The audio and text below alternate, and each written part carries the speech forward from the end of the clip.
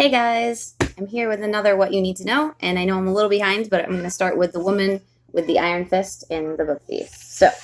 I'm looking at my notes at the same time as I'm talking to you guys, so pardon me for that.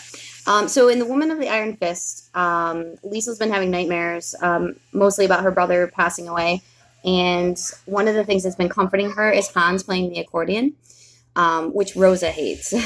so he plays the accordion for her anytime basically she's stressed out or she's struggling.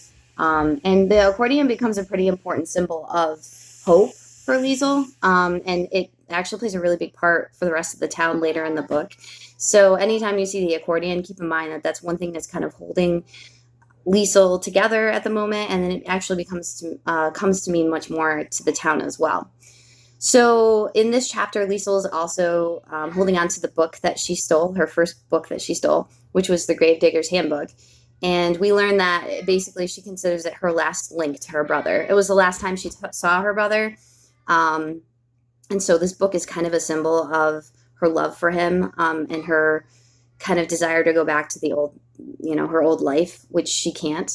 The ironic thing about this is that Liesel can't read. So she has a book that she just keeps looking at, but she can't read it. She's really struggling being at the Huberman's house, and she finds out that Hans and Rosa have children, but they're older and they're out of the house.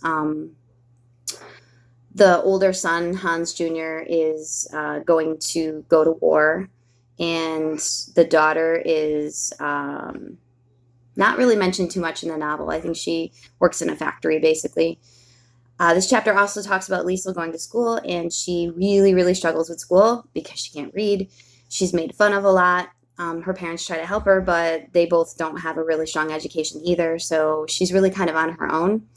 And with these nightmares that Liesel's been having, that's how Hans and her begin to start learning to read together, basically, when she wakes up from these nightmares.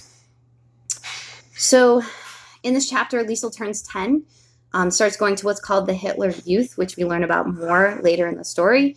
It's something that you can look up if you want. This is basically like how they recruited Germans to support the Nazi party. Think of it as a very almost like a youth group in a sense, but they're really pushing these kids to take on the ideals of the Nazi regime. So it's not like a really positive thing because obviously the Nazis did horrible things and believed in horrible things, and they were kind of trying to indoctrinate their youth to believe the same things. Okay, what else happens in this chapter? Rose is complaining about her work. She doesn't have a lot of work. She does the laundry for some of the rich folks. She always has bad things to say about them. Liesel does help a little bit, but she usually gets yelled at with Rosa regardless. And I think that's pretty much it for that chapter. So the next chapter is super important as well. It's called The Kiss, and it's where we meet Liesel's best friend. So she meets a boy named Rudy Steiner, and they don't seem to be friends at first. They're playing soccer together, and it's the first time Liesel's really played with any of the neighborhood kids. They make her be goalie because that's like the job that nobody wants, apparently, in this book. Rudy's a really good athlete, and Liesel actually ends up being pretty good at being goalie as well. She stops a goal of his from going in, and he throws like a muddy snowball in her face. So it doesn't really seem like it starts off as a friendship. However, that's kind of like what boys do when they like you when you're a kid, is they kind of pick on you and stuff. So we find out that Rudy really actually does like Liesel quite a bit. Oh, phone's ringing. Just ignore. He's blonde hair, blue-eyed. He's skinny. He has a huge family, so he always seems like he's hungry. He's actually a really nice kid. The one thing that they mention in this chapter that then you find out a little bit later is the Jesse Owens incident, where Rudy tried to be like Jesse Owens and run 100 meters, and he took charcoal and painted his skin black. So we'll talk about that in a little while because that's kind of an important feature. But so everybody in town kind of thinks Rudy's a little off because of that. He walks Liesel to school. He kind of describes some of the town members to her, and talks about things that she needs to do. Like if she ever goes into Frau Diller's shop, she needs to say Heil Hitler or she won't be served. Rudy talks to her about some of the other kids. His father owns a tailor shop in town. They do mention the Road of Yellow Stars, which is really important reference to the areas where the Jewish people lived in Mulching. By the way, Mulching is not a true name of a town in Germany. It's a fictional town in Germany. So again, this is historical fiction.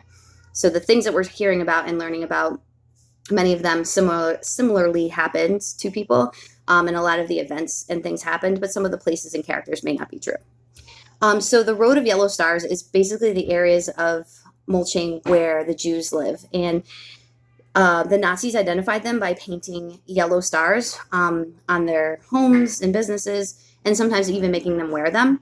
The yellow star is a Jewish symbol. It's a Star of David, and it's a religious symbol in Judaism. And so that was kind of the Nazis' way of marking them so that people understood that these were not the kind of people you wanted to associate with. So remember that Hitler's belief was that Jewish people were an inferior race and they were the cause of all the problems of Germany. So once they started labeling these businesses and homes with the yellow star, it was a warning for people to stay away. It was also kind of a way to single them out. So if a Jew was walking down the street, they would likely be targeted by Nazi party members or even the Gestapo, which is the secret police. So we'll learn about that a little bit more. We learned that Liesel's getting picked on a lot because she can't read. Rudy challenges her to a race and says if he wins, he gets a kiss. But they end up kind of tying, and Rudy tells her that, one day you'll want to kiss me. You'll definitely want to kiss me. And she's like, no, I'm never going to kiss you. It's kind of a cute little ending. She ends up going home and getting in trouble. So the friendship of Rudy and Liesel is really important to the story. He's going to become more than just her best buddy. He kind of helps her out through this entire thing, in a sense. He's also one of the nicest characters that we meet in a time when there's not a lot of nice people. So he'll become a very important fixture to the story. And he also is a brave, kind kid. So he's going to be very important. All right, so that was a really quick rundown of The Woman with the Iron Fist and The Kiss, and I'll be back on to give you guys the next couple of chapters. So hope you're enjoying the book. It really is a great story. Feel free to look up any things that you come across that you think are allusions. Remember, an allusion is a mention of something from history and literature. So when you see them talking about a specific event, it could be a very real, true event, like the yellow stars, the Star of David. So feel free to check any of that stuff out to help you understand, and I will see you guys soon.